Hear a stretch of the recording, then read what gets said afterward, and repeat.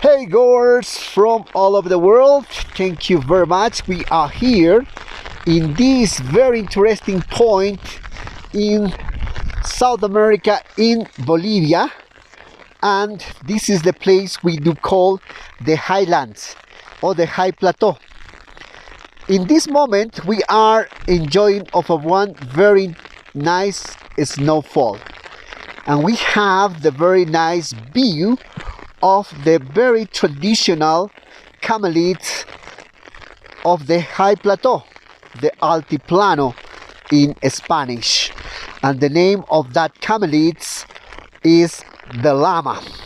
Yes, this is like one stampede, or like what they were running before. Or this is a very good number of wild llamas, right? We have 4 varieties of camelids in the high plateau in South America. We have the llamas, these ones. We have the alpacas, which are woolier and smaller. And we have the vicuñas, which looks like a female deer, like Bambis. And we have the guanacos. The guanacos looks very similar of the llamas, like these ones. They are the bigger camelids, but they are with one special color, a very peculiar color, which is brownish color with a black head, right? In this case we have just the llamas. And why we do call the high plateau or the highlands? The word is perfectly describing what you can see here.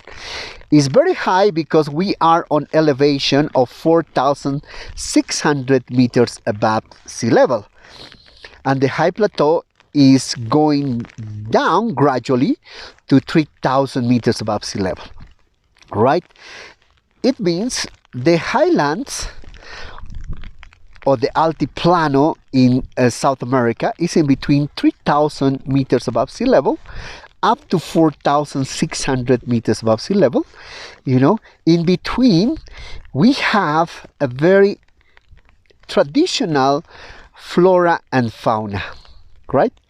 The flora is with the traditional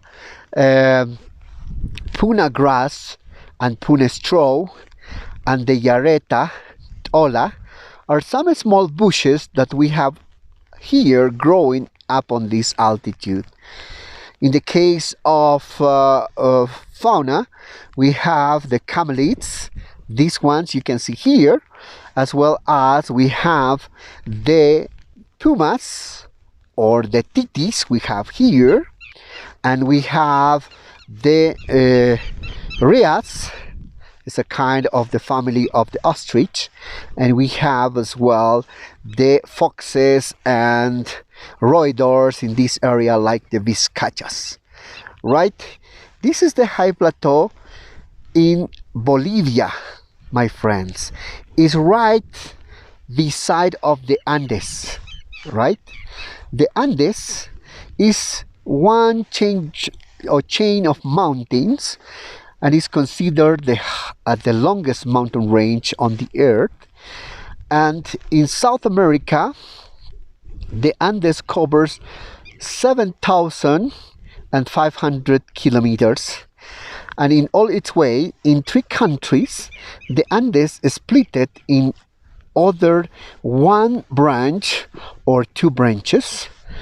In the case of Bolivia, it is in between other branch. We call the Eastern Range, and we have the Western Range. In the middle is Titicaca Lake, right? Titicaca Lake is right in that horizon. Let me point you with the llama mother, you know, and right behind of that hills in the horizon is Titicaca Lake, right?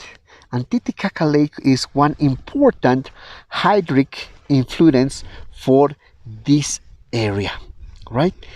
And the communities we have living in around Titicaca Lake, they are farmers, and we have today the production of 33 varieties of potatoes, But according what we did the studies, we had more than 1,500 varieties of potatoes during the Incan times and before the Incan times, right?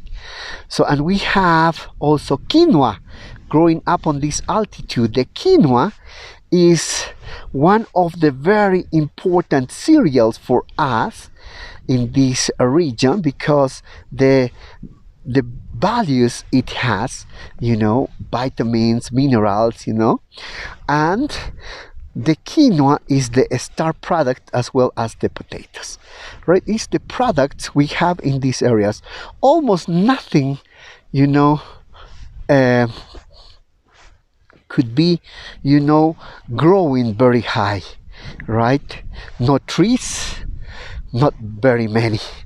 And look at this great view of one of the very nice mountains in the Andes, Huayna Potosi. Right, my friends? This is the high plateau in South America, right? So very arid. Even in summer, we are enjoying of a very good rainfalls. But even though it's yellow color, it's very high. The percentage of oxygen here up on this altitude is the half than at the sea level. It means 50% of the oxygen here in this level, right? My friends, thank you and keep enjoying the view of the high plateau.